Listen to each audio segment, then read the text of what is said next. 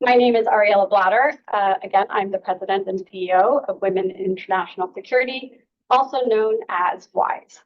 Today, WISE is proud to host this event in collaboration with the Embassy of Europe. For more than 35 years, Women in International Security has been a beacon for gender equality in the international security sector. Our mission has been to break down barriers, elevate women's voices, and build pathways to leadership. Our vast global network, which spans 60 countries, over 15,000 individuals, supported women through professional development, mentorship, research, and policy engagement to lead and work together to close the global gender gap in peace and security. For anyone who wants to learn more about the WISE network and become part of our growing community, we encourage you to visit our website at www.wiseglobal.org, and there are materials on the desk as we leave. For those of you watching live stream, we will provide the information on our YouTube channel too. In about 2 weeks, the United Nations Security Council will hold its 24th open debate on the Women, Peace, and Security agenda.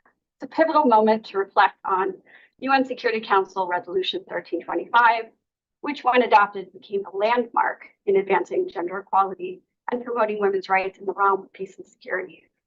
Despite the international commitments made since then, and undeniable progress, clearly many challenges persist. Concerns remain the WPS agenda is stalling. Critiques point to the slow pace of implementation, the continued expulsion of women from decision-making processes, exclusion, and the persistent conflict-related violence that disproportionately affects women despite ongoing efforts to prevent. Moreover, as we look to the future, many argue that if the WPS agenda is to remain relevant in the decades ahead, it must evolve to address emerging, quote, non-traditional security threats. These include cybersecurity, climate security, and the growing impact of global health crises, just to name a few, all of which demand inclusive leadership and innovative solutions. In just 1 year, we will mark the 25th anniversary of UN Security Council Resolution 1325, that being October 2025. To prepare for this significant milestone, WISE will dedicate the next 12 months to research, publications, and outreach under the theme, similar to this event, of course, the future of the WPS agenda. Our goal is to build the momentum, to generate meaningful dialogue, and ensure that the WPS agenda stays on the forefront of the public discourse. And to do so leading up to this specific anniversary. So this event today serves as an important platform to begin this discussion. So we've assembled a distinguished group of experts who will explore why the passage of 1325 was such a watershed moment, assess where we are currently standing, the implementation, and chart the path forward for the WPS agenda as it enters the next 25 years. So in terms of how we will do the flow of our afternoon, our hour together, first we will hear introductory remarks from His Excellency George Sparber, the Ambassador of Liechtenstein to the United States. He has been unwavering in his support of the WPS agenda and a true partner in the WISE mission. We have the proud title of WISE Guy. And we are incredibly honored to have Ambassador Bonnie Jenkins, the Undersecretary of State for Arms Control and International Security. She will deliver some brief keynote remarks. We are truly fortunate to have such an exceptional leader. She is the original gender champion, and I believe she will understand that in that she created the concept of gender champion, particularly in nuclear security. She's joining us to share insights on the future of this agenda. And I would like to extend my welcome to our distinguished panelists, Dr. Carolyn Washington, Dr. Shirley Graham, and Dr. Marissa Ensler. I'm thrilled to have such an incredible group of experts with us to guide the discussion. And now, without further ado, it's my pleasure to welcome His Excellency Georg Sparber, the Ambassador of the Principality of Liechtenstein to the United States. Before becoming appointed to the United States in 2021, Ambassador Sparber held the position of Deputy Permanent Representative of Liechtenstein to the United States to the United Nations in New York since January 2017. His portfolio included disarmament, peace and security, and political issues. The floor is yours.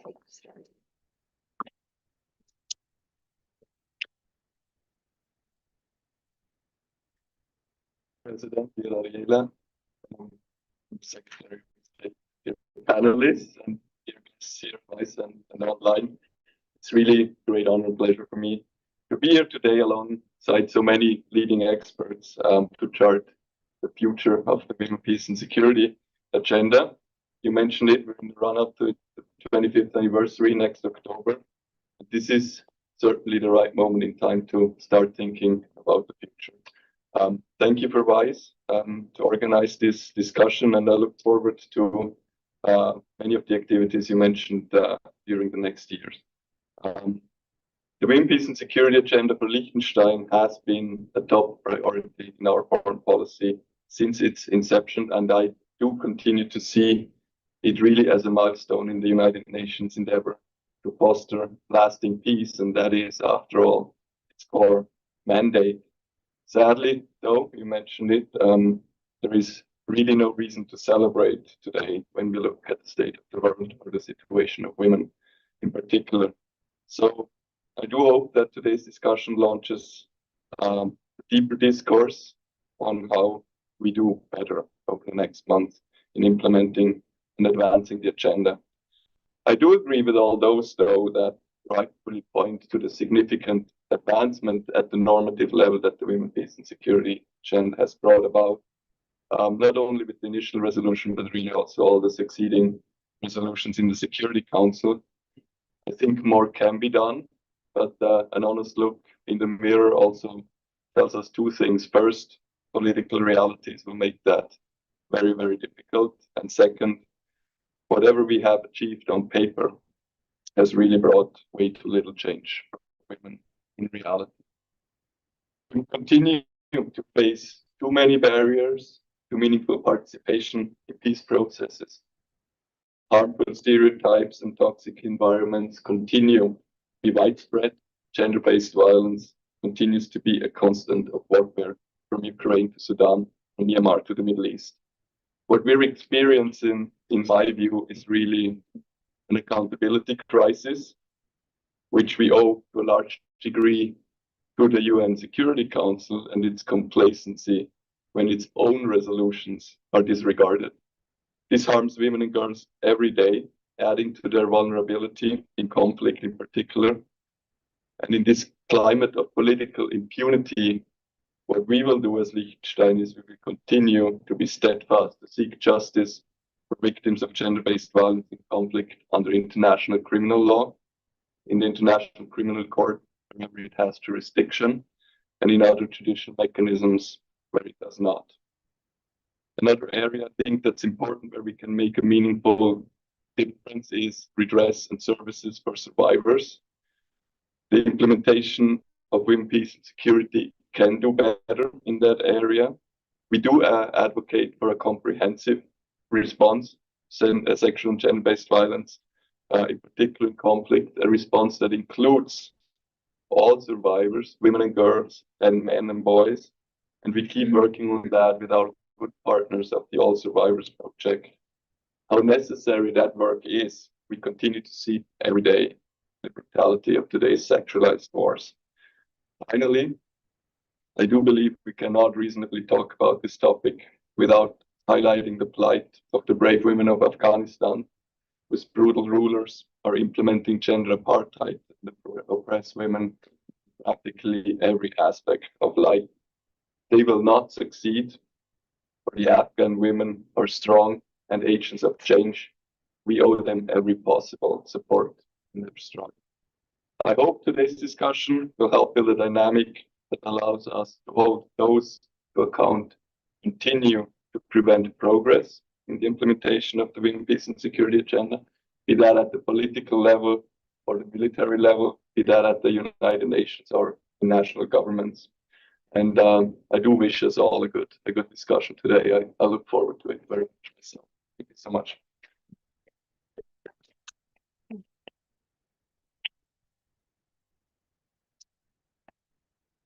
Thank you, Ambassador. It was very good to be reminded of the normative value of the Women, Peace and Security agenda, and specifically 1325, and also that accountability is very important. And Also to be reminded how Liechtenstein has been an exceptional friend to the International Criminal Court and the justice and accountability measures, and to ground your remarks in a specific area of geographic concern. I now want to introduce further our keynote speaker, Ambassador Bonnie Jenkins. Ambassador Jenkins currently serves as the Undersecretary of State for Arms Control and International Security, overseeing 3 critical bureaus: the Bureau of Arms Control, Verification and Compliance, the Bureau of International Security and Non-Proliferation, and the Bureau of Political Military Affairs. And she is the first African American to hold this position.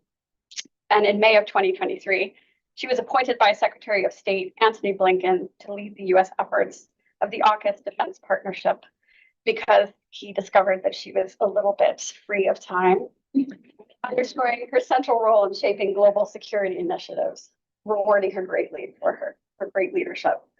Ambassador Jenkins is also the founder of Women of Color Advancing Peace and Security, WPS, which one of our esteemed panelists will also be representing today. And this is a wonderful organization that we partner with here at WISE.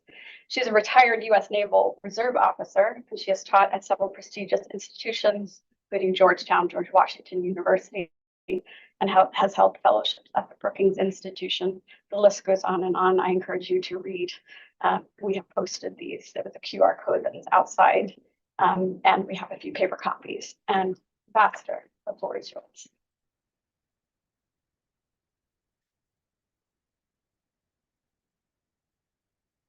Hello, Ambassador. Before I get started on my remarks, I just want to say how much an honor it is to be invited to give the keynote presentation. I did a lot of things with WISE in the past and had the opportunity to speak to WISE in many different locations, including overseas. So it's always an honor to be here to speak to the WISE audience and everyone else who not part of WISE, it should be. But are here today. Just thank you for inviting me. Really do appreciate that. So it's great to be here on the anniversary of the WPS Security Agenda, and of course with WISE to launch the series of events leading up to the 25th anniversary next year. It is so exciting to be here for the start of this year-long series and discussions about future challenges and how do we meet up with those challenges and the opportunities of the WPS agenda. We recognize the significant strides made over the past 24 years since the adoption. This landmark resolution was a catalyst for the advancement of gender equality and the promotion of women's rights in peace and security. It underscored the critical role that women play in conflict prevention, peace building, and post-conflict. While we have made some progress, we must acknowledge, as you've heard, that challenges remain. The global gender gap persists, and the implementation of the WPS has been slow. Political will is often lacking, and funding is still insufficient. Moreover, meaningful collaboration and inclusion of civil society has not always been observed. As the Undersecretary of what we call the T family, I am pleased to note that all of my bureaus work to build enduring security partnerships to advance our national security objectives while with allies and partners across the globe. So what I'd like to do is highlight some of the accomplishments that we have been doing. This work includes fostering sustainable and resilient security sector governance, using our security assistance toolkits to promote the rule of law, human rights, inclusivity, and democratic values. The Political Military Affairs Bureau has a global portfolio with global reach. So we are using our security assistance programs to encourage our partners to increase the inclusion of women in military education and training, humanitarian demining, and peacekeeping. So let me dive a little bit deeper into those. In the past 2 years, Congress has provided $3 million to increase the participation of women in our international military training and education programs, or IMET. U.S. embassies are being encouraged to include qualified women candidates for IMET programs in at least the same percentage as they are represented in their host country's military. Since FY 2012, the department has maintained a policy to increase women's participation in IMET that encourages women to participate at the same rate they are represented. During this period, the department has seen an increase in women's attendance at IMED courses. Since that time, the funds have trained over 4,931 women, an average of 493 a year. In FY 2023, 537 women from 95 countries attended IMED-funded courses. It is important to recognize that we still have much work to do to address these barriers. Passing a youth resolution, developing a strategy, or passing a law will not be enough. We must go deeper to understand the context and limitations created by decades of obstacles.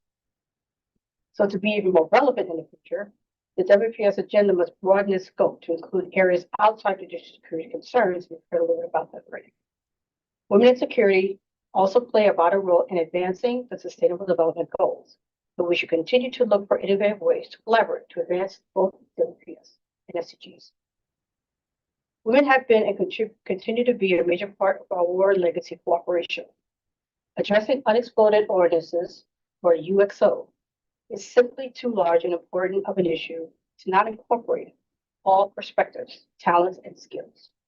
That's why I'm proud of the PMX UXO cooperation that has prioritized hiring, training, and promoting women throughout the sector. Through our Conventional Weapons Destruction Program, we help partners around the world from Laos to Ukraine clear explosive hazards and manage conventional weapons stockpiles. These programs also provide a pathway for women to become deminers, to engage their communities, and contribute to mine action planning, and lead survival advocacy. We are giving a voice to women as they step up and serve their communities. In Cambodia, Colombia, Iraq, Laos, Lebanon, Ukraine, Sri Lanka, Tajikistan, and Vietnam, our programs have long employed women. These employment has been life-altering. They have also provided women with an independent means to support themselves and their families, but also the opportunity to become leaders in their organizations and communities. And on this, I just want to take a moment to say I did get a chance to go to Vietnam and see some of the women who are deminers.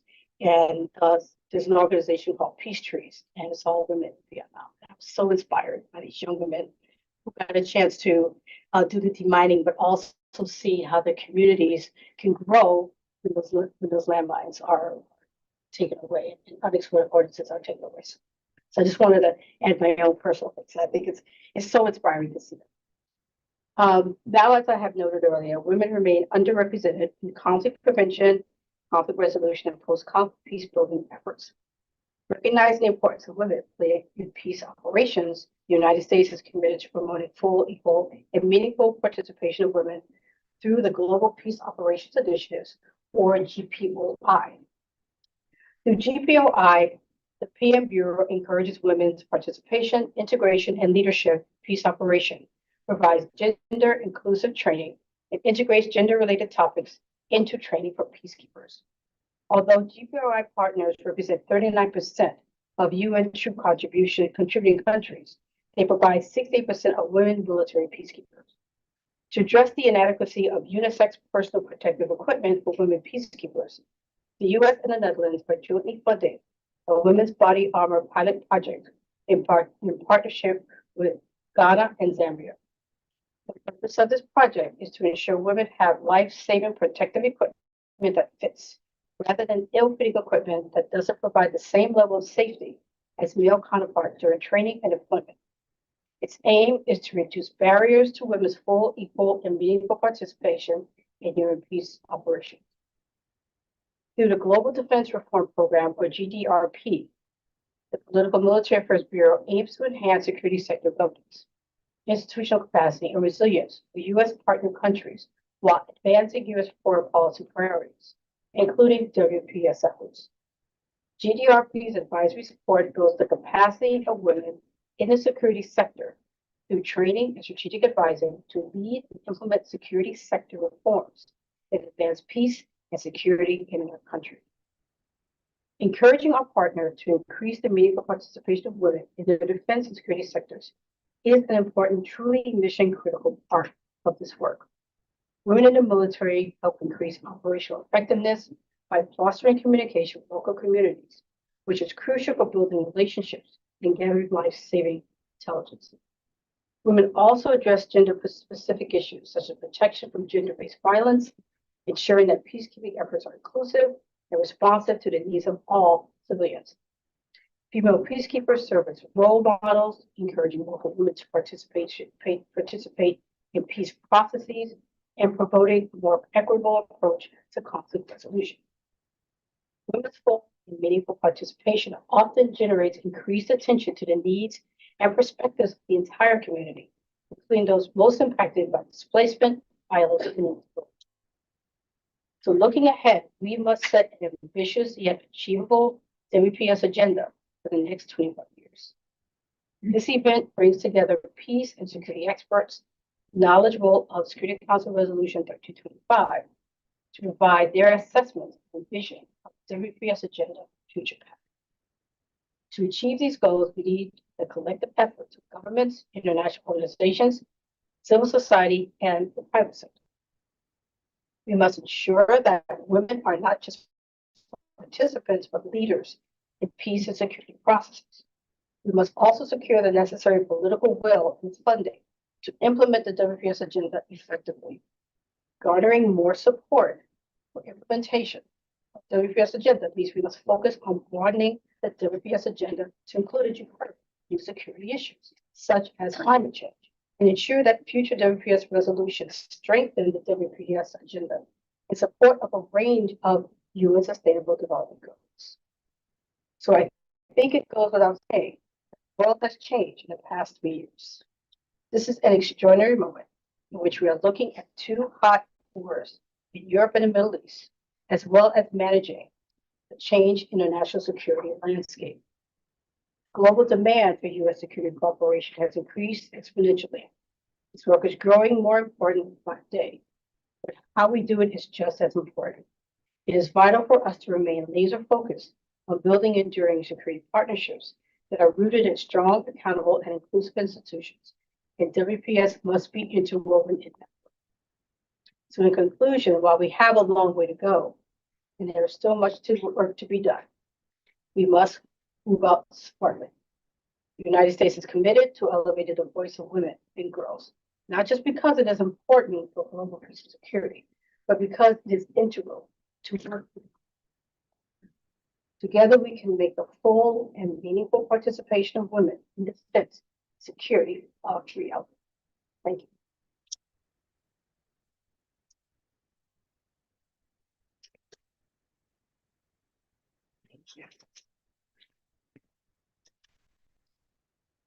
Thank you, Ambassador. I would like to invite my panelists to join me. I would just like to also remark that the world has indeed changed, but it is so important to recognize the work of the Bureau with regard to the WPS agenda. I think we often spend our time looking at other areas of state or defense and fail to recognize how many of the pillars, particularly defend and protect, although it touches across all four, the work that centers. And here at WISE, we work closely with you, and we've worked with so many, including our work on security cooperation and others. So we appreciate the partnership, and we really like to hear the work, and we welcome you to come and speak again. I'm going to sit now and join our panelists, and we'll move into the second section in dialogue. Turning now to our panel, we're going to respond to the remarks that we heard this morning and talk about the WPS, where we're at and moving forward. Let me briefly introduce our panelists. To my left, immediately, we have Dr. Carolyn Washington, who wears many distinguished hats, but today she is here in her capacity as a member of the board of directors of WCAPS, the Women of Color Advancing Peace and Security and Conflict Transformation organization that we enjoy our partnership, our very close partnership with. Again, to her left is Dr. Shirley Graham, the director of the Gender Equality Initiative in International Affairs at the Elliott School of International Affairs. And again, to her left is Dr. Marissa Enzor, the Senior Climate Research Fellow at the Georgetown Institute for Women, Peace, and Security at the Georgetown University. Again, the full bios are with the QR code, and to the back of the room, there are some paper copies.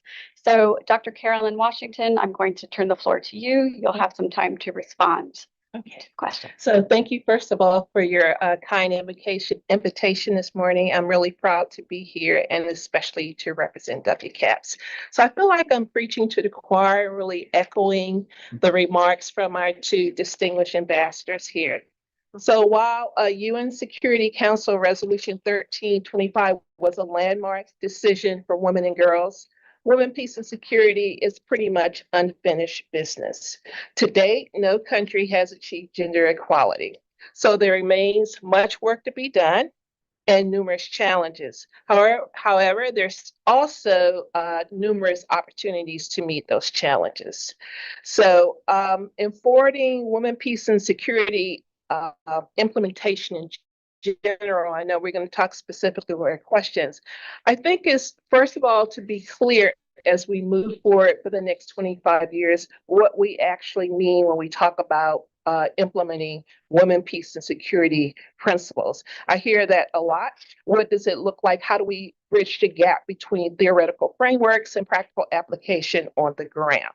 So in my work personally, for me and for the organizations that I work with, when I'm speaking about women, peace, and security, I'm taking in consideration, of course, the four original pillars of participation, protection, prevention, and relief and recovery, and also the 5 lines of effort that you find in the 2023 U.S. Strategy and National Action Plan on Peace and Security, and what we fondly refer to as the STRATNet.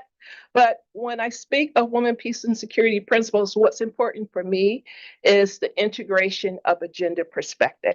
That means we are constantly looking and examining the different security needs of women, girls, men, boys, and other genders in determining what their security needs are and how we implement that within the women, peace, and security agenda. So this lens, in terms of a gender perspective, also calls for an intersectional approach or intersectionality, where in addition to gender, we examine how demographics such as race, ethnicity, sexual orientation, disability, social economic status, age, etc., often intersect in overlapping oppressions. That is why I'm proud to be a member of an organization like WCAPS, whose vision is to advance the leadership and development of women of color in the fields of global peace, security, and conflict transformation. We have much work to do in the next 25 years. Thank you. Thank you. Dr. Graham. Am I next? Brilliant. Lovely to be here with everybody this morning. So I want to focus on something very specific in terms of the very broad women, peace, and security agenda. I want to look at how it is militarized and securitized, and I want to problematize that particular focus of the agenda. So right now, globally, over 2.4 trillion is being spent annually on military weapons. This is the highest on record, and it has been growing year after year over the past 9 years. The biggest spenders, nobody's surprised, will be surprised by this, the US, China, and Russia. And at the same time, violent conflicts are escalating in the Middle East, Sudan, Ukraine, amongst others. Many conflicts, as we know, are not making the headlines of the news. They are being hidden, along with the particular forms of gender-based violence and conflict-related sexual violence, as well as the absence of women from many various ceasefire and peace agreements. So we have 120 million forcibly displaced people on the planet today. And I want us all to think about that for a moment, what that means for each of those people. They have been displaced because of conflict and because of climate crisis, which we're going to hear more about in a moment. But when the women who led and lead the transnational feminist movement globally, when they stepped into the Security Council chambers for the first time in the year 2000 to advocate on behalf of UN Security Council Resolution 1325, Their focus was on the end of war and the prevention of conflict. Yes, it was important that women were included and participating in all formal processes related to peace and security, but the primary concern was not to have violent conflict in the first place. So I just want to make that point and really emphasize that. And what they were doing by bringing in a gender lens and talking about the disproportional impact on women and girls of conflict and violence was they were really referencing gender discriminatory norms and gender inequities that were drivers of gender-based violence and conflict-related sexual violence. And they wanted to focus on that. But instead, we've had this overwhelming focus on militarization, with this call for more women to be brought into military institutions and security institutions. And even today, when we think about the Add Women in Stir, we're all very familiar with this when we're counting up the numbers of women, but the cultural change is not happening to enable safe environment and safe spaces for women in step with their inclusion. What does this mean? This means that we end up having security institutions and militaries and defense forces that are not safe spaces for women, with high levels of sexual harassment, assault, bullying, and abuse. And I just want to bring into the conversation today what I see as a positive move is the number of independent inquiries, independent reviews, commissions of inquiry, tribunals that are happening right now or have happened recently in relation to the high numbers of sexual assault against women in these military organizations, the US, the UK, Canada, and now Ireland as well. And I want to give a quick example in relation to Ireland, who is a big deployer of peacekeeping troops, as is Canada. And in fact, Canadian government funded a report looking at the barriers to the deployment of women. And of course, it's related to the barriers in terms of the recruitment and retention of women within militaries in the first place. But the two most prominent barriers were a lack of family-friendly policies and high levels of sexual assault and harassment while on mission from their own male peers. So these tribunal of inquiries and these commissions, what they are doing is they are making visible the sexist attitudes and beliefs woven into misogynistic systems within institutions, and really laying those bare for us all to see, and giving women and victims of violence an opportunity to confront perpetrators and to hold those institutions to account and to request that those institutions are made safe for women. So I really wanted to focus on that. And then just in relation to Ireland, a tribunal of inquiry began a couple of months ago. This was based off of an independent review group report. It highlighted a recent survey of 2022, where 88% of respondents had been subjected to sexual harassment in the Irish Defence Forces, 46% had been subjected to physical or sexual assault, and the report stated that the Irish Defence Forces is an inherently hostile culture and environment for women. And how did this come about? How did this report come about? And how did the current tribunal come about? Because of women, brave women leaders, women veterans from the Irish Defence Forces, a group called the Women of Honour, who were whistleblowers in 2021. And they have essentially led the charge in terms of bringing these abuses to light. So we'll wait to see what the tribunal comes back with. It's going to be a 3-year process. But what I really want to finish up by saying is that what the WPS agenda has not highlighted and has failed miserably in doing is focusing on masculinities. focusing on militarized masculinities and other forms of masculinities that are inherently violent and that are drivers of conflict and war. And that really, for me, in terms of my vision, in terms of where this agenda can go be developed, it's bringing in expertise, bringing in new research and new data on how masculinities within institutions are driving gender-based violence and what needs to happen next in terms of making these spaces safe for women. So thank you. Thank you, Dr. Graham. We'll have a follow-up question that will allow you to elaborate on masculinity. Finally, Dr. Enzor. Great. Thank you, Ariella. And good morning, everyone. It is a pleasure for me to be in conversation with my fellow panelists and with all of you in the audience. And I want to begin my remarks by clarifying that I'm not currently based at the Georgetown Institute for Women, Peace and Security. I'm a professor at Georgetown University. And last year, from July of last year to July of this year, I did accept climate research, senior research. Okay, many words there.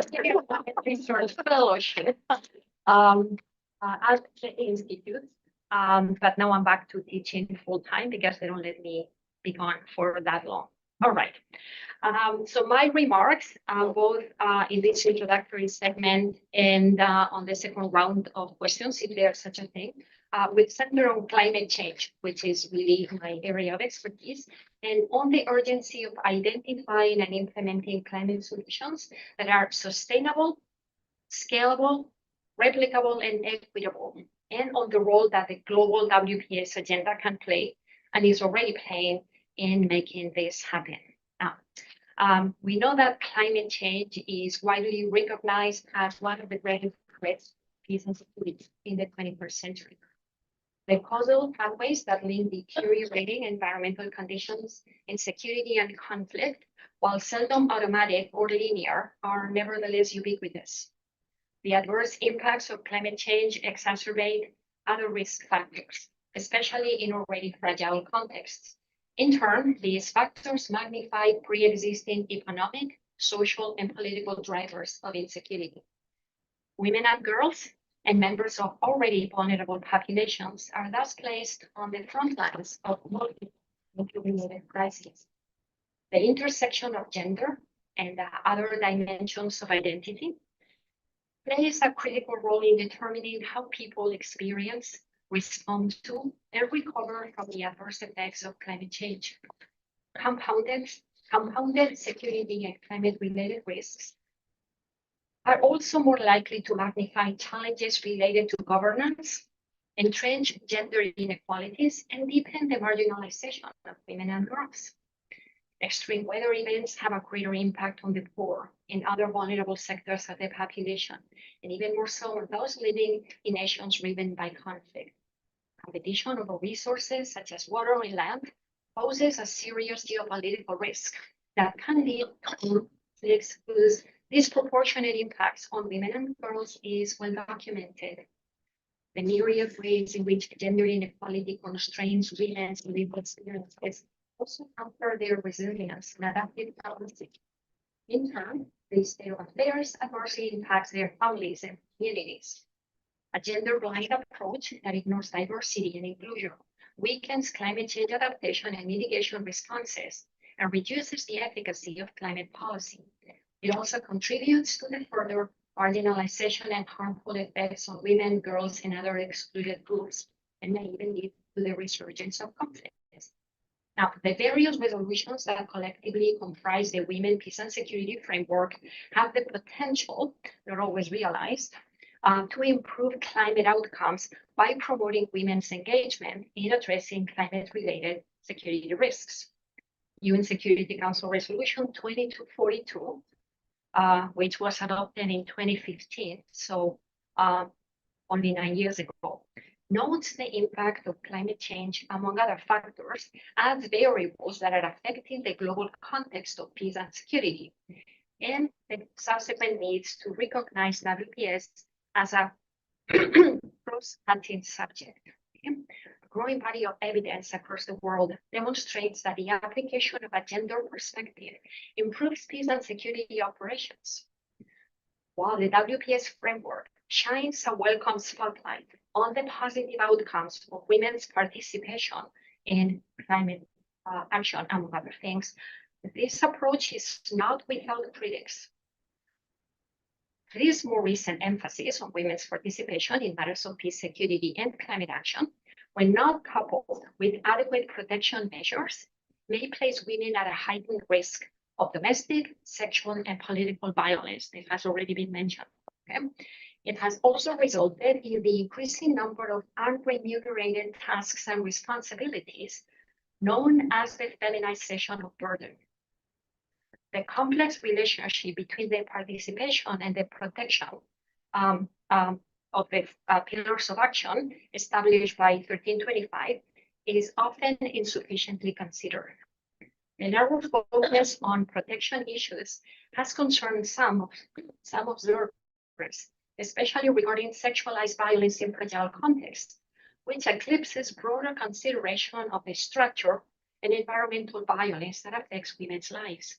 This critique perpetuates a false binary between the participation of women as leaders with agency and the protection of women as vulnerable victims. Moving beyond the oppositional politics of protection versus participation requires interrogating the links between participation in violence against those who do so. In context of environmental insecurity, more specifically, recognizing women as powerful agents in inclusive climate action also necessitates a move beyond outdated just as women and stern approaches. The promotion of inclusive planning and action will ensure both the involvement and the protection of those who are most likely to suffer the negative consequences of climate change. Such an approach must be transformative as well, and strengthen women's strategic activism, capacity building, and resource access. Among Indigenous women, as a case in point, participation in peace and environmental activism entails additional challenges, as it is often perceived as breaking both class and gender social norms. Indigenous women often see their struggle as both environmental and spiritual, as they fight against the destruction of sacred sites in their territory.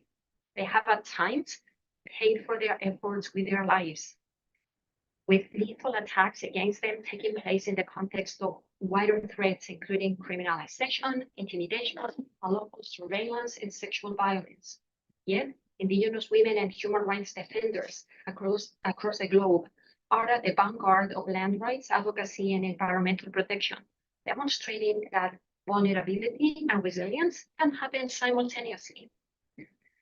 Owing to gender social norms that view unpaid care work as a female responsibility, women across the world spend a disproportionate part of their day fulfilling domestic and reproductive roles. In developing countries and conflict zones, women are typically responsible for gathering and producing food, collecting water, and sourcing fuel for heating and cooking. Over dependence on these resources increases deforestation and puts women and their families at risk of exposure to smoke and fire hazards. Climate change is rendering these tasks increasingly difficult and time-consuming. Additionally, unpaid care work is a major factor in determining both whether women enter and stay in paid employment and the quality of their work. The expectation that they will continue to carry out the bulk of unpaid domestic tasks while engaged in paid labor creates a double burden of work for women. This then becomes a triple burden when active participation in climate action and environmental governance, as well as peace building, are added to women's plates. As Mayor Robinson has forcefully argued, climate action must be guided by a view of climate justice that mainstreams gender considerations and strives, and I quote, to achieve a human-centered approach, safeguarding the rights of the most vulnerable, and sharing the burdens and benefits of climate change and its resolution fairly and equitably. I'm almost concluding. The COVID-19 pandemic exposed gender inequalities that are exacerbated in environmentally fragile and conflict-affected situations, and supply evidence of the continued relevance of the WPS agenda.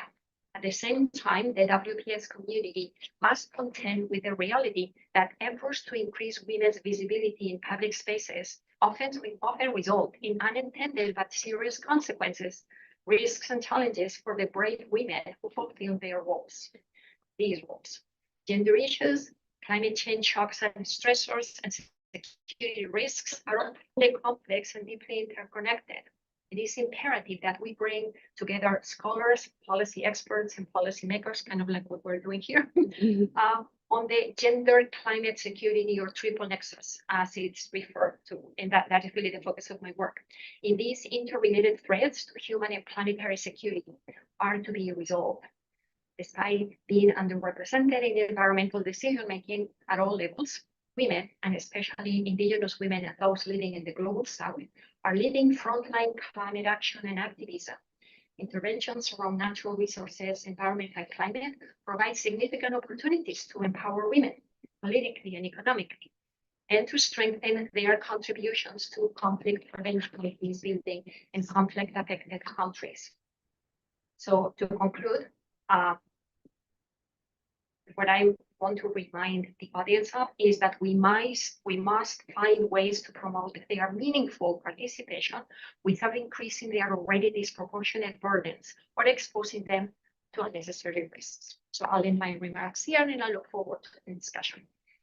Thank you. Thank you to our panelists. I'd like to pose a question and ask for the responses to be brief, maybe under 2 minutes. I know that, but we have a rich audience that I want to also get questions from.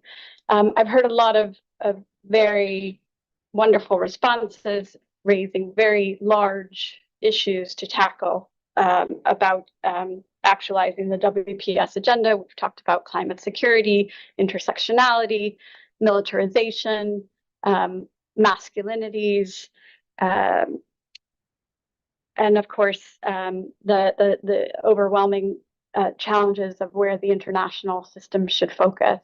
Could you comment on where you think the priority should be in more concrete steps, either commenting on your co-panelists' particular suggestion or your own in a little bit more concrete terms? If you have to actualize what steps need to happen, could you tell and instruct our audience, and as well as WISE is really looking to help focus and convene the discourse, where you think we should focus, where there are so many large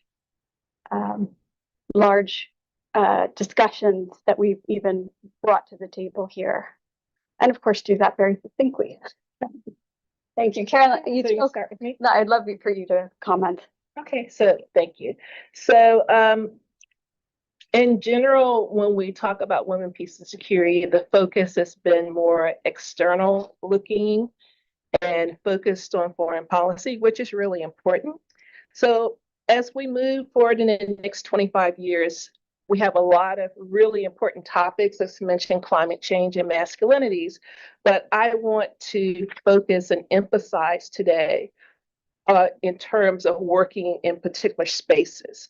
I'm looking at working at the nexus of domestic and international spaces and concerns on both local and global issues, bridging the gap between domestic and international implication of women, peace, and security, or what I'm going to call the global, looking at both global issues and local issues. For example, and I'm going to give some quick examples. Looking at the U.S. StratNap in terms of its 5 lines of effort. One of them is participation. So I like to look at the connections, and this is not to make preference over international versus domestic, but I'm looking at interconnectivity and convergences between the two, so we have a stronger program.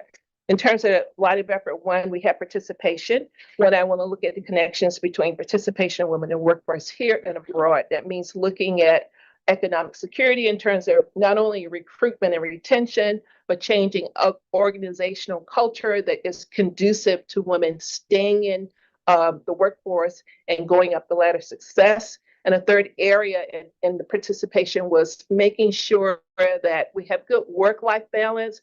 Women often participate in what we call the care economy when they're taking care of children.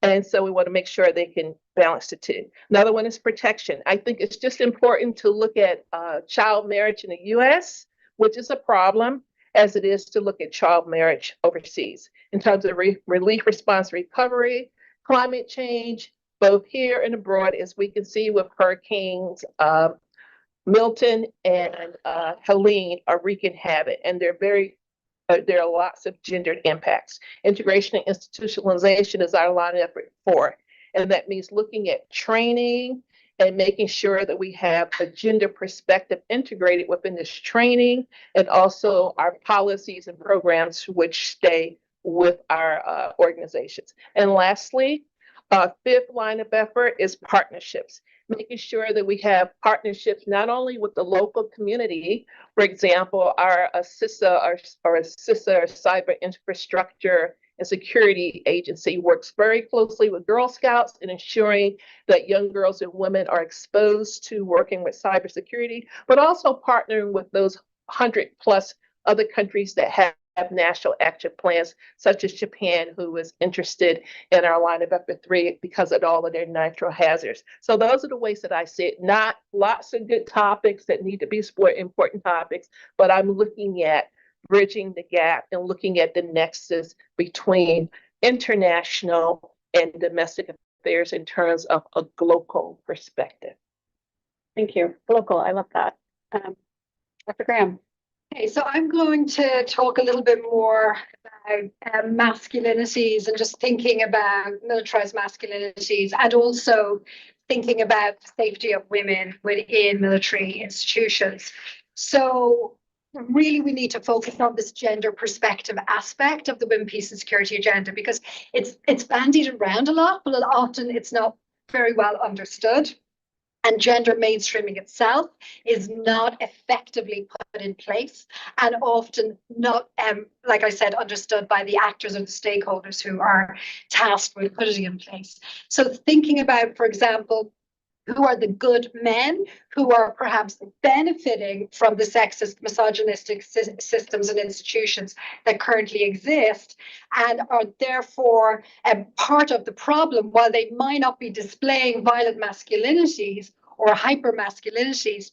They themselves, by not challenging sexism and misogyny, are remaining as silent upholders of the system that currently exists. So we need to be looking at all of the institutions, not just the militaries, but obviously within the UN itself and in various other national and local organizations that are tasked with directly implementing the Women, Peace and Security agenda, where, how are those systems inherently discriminatory towards women, girls, LGBT plus populations, and other vulnerable populations.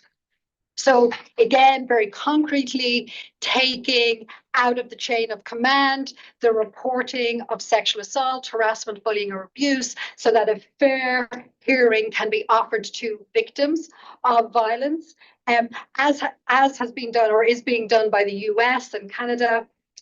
So this is an important development in terms of protections for victims of different types of violence.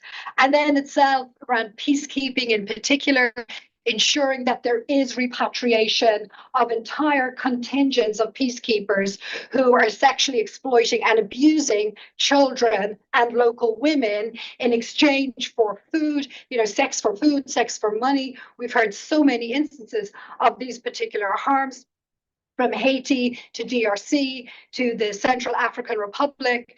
And again, more focus and accountability needs to be focused on this particular issue. So I think I'm just going to leave it there for the moment, but they're just some particular suggestions. All right. Well, in addition to everything that has already been said, which I thoroughly support, I would add 3 additional things. One, I believe that the normative framework that integrates the 3 components of the triple nexus, the gender, climate, and security nexus, is not sufficiently developed. Now, in my remarks, I mentioned Resolution 2242, and I noticed that people were nodding as recognizing, acknowledging its existence. Now, if you actually read the text of the resolution, climate change is mentioned exactly one time, and this is how it is mentioned.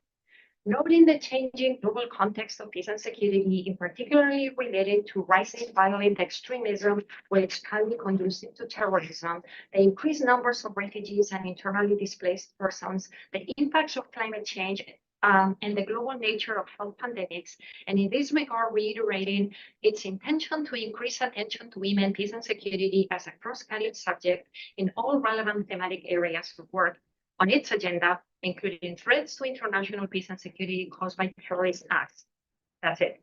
That is the clause in which climate change is mentioned almost in passing.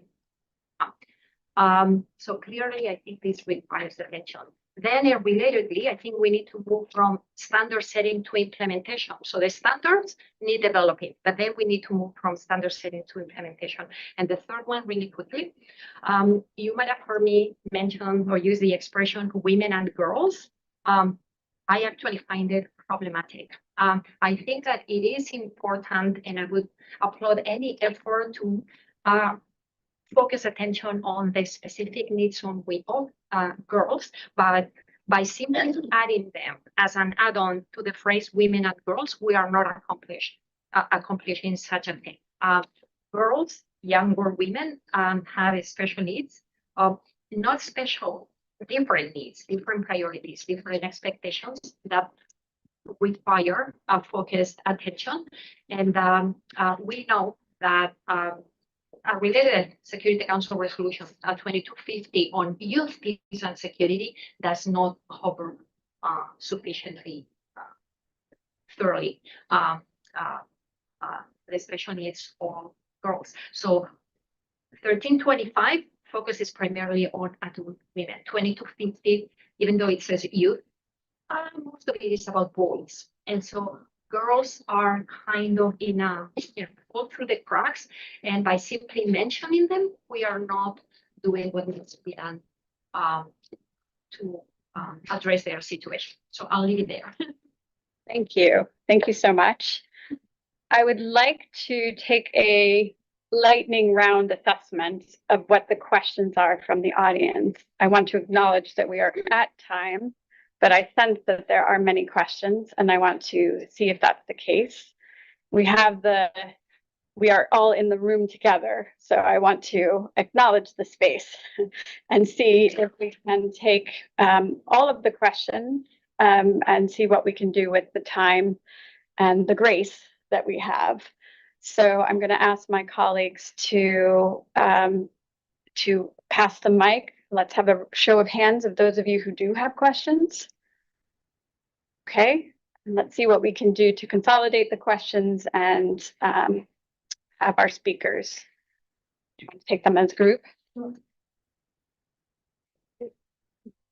We're going to take all the questions. I'm at a youth school at George Washington University, member of the Board of Wise.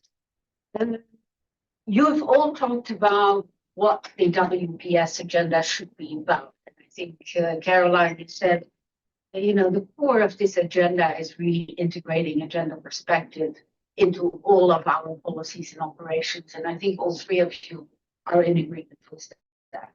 My question is, given the political climate we are in, how should we do that? Should we move the WPS agenda away from the Security Council? Should we move it over to the national levels so that national action plans of global north countries become both inward and outward looking? Should we think maybe of different normative mechanisms? Should we think about a WPS treaty? Because I think we need some new ways to reinvigorate this agenda. And I hope that during this series, we can actually maybe come with some concrete examples and proposals how to do that. Thanks. Thank you. Next question. Hi, I'm Ritika. I am working at the Wilson and a student at the American University. One of my papers, especially women peacekeepers in the developing countries or the global south. In my research, I looked at India, and one of the things when I was researching, I came across that there is not much gender sensitive security protocol, and that kind of goes on not just for women from the global south, but overall, that there is no gender sensitive security protocol. There's not much comprehensive career development framework for the women in peacekeeping, and there is not much legal and psychological support services. My question is, considering the situation we are in right now, to what extent do you think these situations have been taken care of, or if these situations are sort of in talks for, and do you see an improvement for women in peacekeeping, especially from the global south or just overall? Thank you. And the last, go ahead. Question? Just a question. Just the questions. Thank you, Minister Flores and Venezuelan politicians who is working on the ground for promoting women in position of power and in peace building. Considering that in Venezuela we are facing a crisis, but from my perspective, it's an opportunity for promoting women leadership. More of the women of the position side want to have power. More women of the pursuit side of the regime want to have this position of power.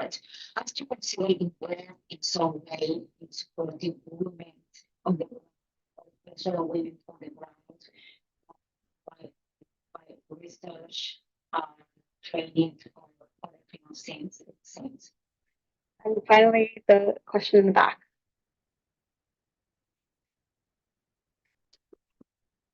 Hi, everyone. Rachel Thomas, currently the DEI Director of Development School of Public Health at GW, and former WPS and DEI advisor to Ambassador Bonnie Jenkins.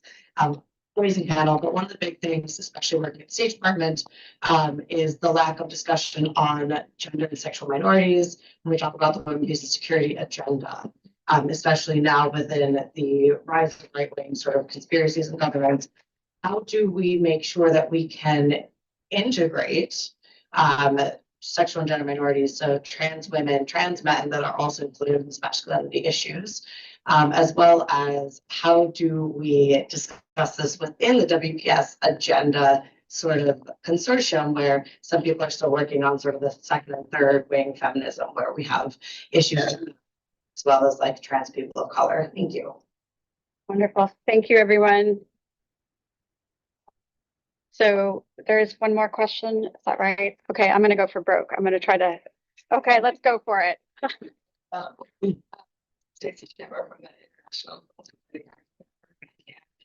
Thank you all for your comments. I guess to the question, which is, given that the WPS agenda sits at the Security Council and is really dependent on the political will of member states, gender, how do we best engage with spaces and which actors should we be collaborating with in order to advance our goals? Thank you. Okay, thank you. Okay, so we're going to do some lightning rounds, and I appreciate all of you that are staying. Please, if you have to leave, I completely understand, but this is a very, very interesting discussion, and I appreciate our panelists being up for the challenge. So I'm going to allow our panelists to decide the questions that they want to answer, but I do also want to summarize the questions. Okay. We have two questions relating to the political situation and centering kind of around the centralization of the WPS agenda in the Security Council. So the question is, again, how should we, given the political context, think about the WPS agenda? One is, what are the political actors that we should be thinking of centralizing and engaging with around the agenda? And should we be centralizing the agenda in the WPS, or is it time to think about a treaty or other mechanism? And is the NAP too restrictive? We have peacekeeping, and to talk about the gender sensitive protocols, I'm thinking Dr. Graham, you may want to engage here. We have civil society questions as well, relating to specifically Venezuela, but there's a broader point about supporting women on the ground. And we have from our former gender advisor and lovely ally, Rachel Thomas, talking about gender and sexual minorities and integration, and focusing on engaging beyond the second and third wave of feminism and integration. So that is my summary. Did I capture everyone's point? All right, let's go for it. Dr. Washington, would you like to begin? Sure. I know that Shirley's going to probably talk about women peacekeepers, but having served as a woman in uniform in the military, I'm going to talk a little bit about that too. So basically, any type of, I think it was gender sensitive security protection that somebody called it, I think. So I think that any type of improvements for women begin with what I call gender inclusive or gender sensitive leadership. Everything begins with leadership. So in these areas where women are operating, there has to be, we have to make sure that mostly male leaders, normally male leaders, some female, have a definite program, a way of making sure that women are included, and not only women, but folks who fall outside of the binary. So there has to be an effort by them to, first of all, stand up and say, this is important. Women are force multiplier. We need everyone here and everybody's gifts and talents, and to actually engage with the women and find out what their concerns are, and not just second guess what may be important to them. So because we're short on time, that's what I would say. Gender sensitive leadership begins with that, being concerned about what's going on with everyone who's part of that organization, and also listening to women and what their expectations are and what's important to them. So I can say more, but I'm going to leave it at that so that my other panelists can answer. Rachel's question about gender and sexual minority, trans, etc. Should we just go around, maybe Yeah, respond, and then we'll come back? okay. Yeah, I get But it. I want to try to get all of the questions. So I'm just wondering if each of us respond to a question, if you see what I mean, rather than to all of them. Might be quicker. okay. Yeah, just Go because for we're it. running out of time. So I'm going to thank you so much for that. So I'm not going to build on that at the moment because of time shortness. I'm going to talk about the political situation, particularly with the Security Council.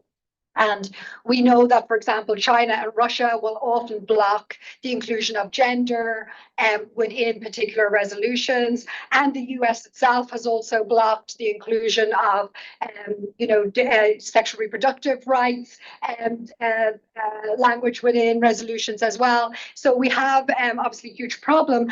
And in terms of this question about should we have a treaty or the other ways of working on this, we know already that different member states of the UN are coming together to build their own strategies, their own research, their own initiatives. For example, the Women, Peace and Security Initiative, of which the Irish government was one of the founders or instigators of that particular initiative. We also know that we already have in place and have had in place for many years bilateral agreements between individual member states and other states in terms of, for example, let's say Norway and Colombia, who have a relationship in terms of sharing resources, training, other sorts of supports for women involved in the peace process and post-conflict reconciliation. Ireland, for example, as well, has been very involved in Northern Ireland, also has a program in Liberia and Sierra Leone. So these individual nation states and then groups of states have come together in really effective ways to move the agenda on because of having to work around the particular issues at the UN Security Council. I'm just going to add that for the moment and just see if anybody else has anything else to say on that. Or on any of the questions. Any of the questions. Yes. I guess I could address the question on the failure to incorporate attention to sexual and gender minorities, and that is very much indeed the case. Now, one thing that I have noticed over the years, both in terms of policy writing as well as programming, is the inclusion of the term intersectionality. Okay? I think that there is a growing recognition that people's position in society is framed by a number of axes of social differentiation that includes gender and generation, but includes many other factors as well. Now, we have a tendency to focus more on gender and generation because those are universal variables in every single society, historically and cross-culturally. Those variables have been recognized as such and very much frame rights, responsibilities, expectations, and so forth, while the others may or may not vary, in which case they are or not variables. Now, over time, additional axes have been added to the equation of intersectionality. Ethnic affiliation seems to receive more attention. I've spoken about indigenous women, women of color, whatever that means, depending on the country that I'm working with. And my PhD is in environmental anthropology. I tend to work in other countries. So the idea of color may be interpreted very differently. And more recently, attention to disability or differently abled people. Sexual and gender minorities are hardly ever incorporated into the discussion. And I think that perhaps is a problem of political sensitivity. I've worked in countries where the very notion of homosexuality is punishable by prison terms. I'm thinking of Uganda, for instance.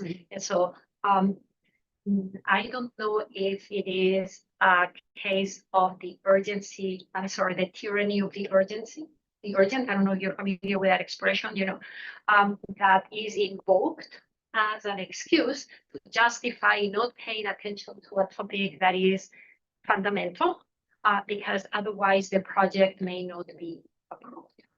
And so I don't think it's a matter of lack of recognition of its importance, it's that people are simply both, as I said, both in terms of policy and programming, not doing it because it's just not being prioritized. And well, if we think of how long it has taken for the other access to which we are paying attention to be incorporated, we need to work faster. We need to be more efficient. But it is indeed the case that is the access of social differentiation that is receiving the least attention. Well, thank you very much. I want to thank you all for your wonderful questions, your patience. I want to thank our panelists. I want to thank the Embassy of Liechtenstein and Ambassador Sparber. Your panelists will be here trapped in this room for a few minutes. So, and I want to let you know, I've noted all of your questions and they will be part of our discourse. We will have many, many more sessions, and hopefully our embassy partners will continue the roundtables as well for the future with this topic as well. So we will be delighted to have you come to our future discussions as well. So thank you all. We will release you to the rest of your day and we will be here to continue.